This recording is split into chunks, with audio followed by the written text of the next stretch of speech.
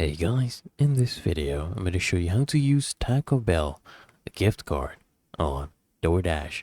First, you're going to go ahead and check the gift card compatibility because these Taco Bell gift cards usually can only be used on Taco Bell locations because DoorDash does not accept restaurant-specific cards.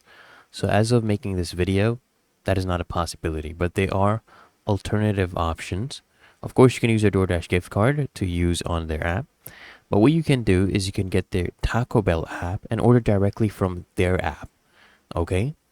So you just go ahead and open the Taco Bell app, select your food, proceed to the checkout, and choose gift card as the payment option. And then just enter your Taco Bell gift card details. And if available, you can go ahead and select delivery or choose a pickup location. Okay? At a nearby store.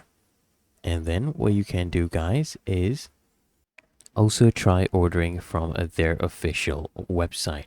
But otherwise, it's really that easy and simple. So, I hope this guide provided value to you, and if it did, consider smashing that like button, as well as subscribing to frequently asked questions, and I'll see you guys in the next one.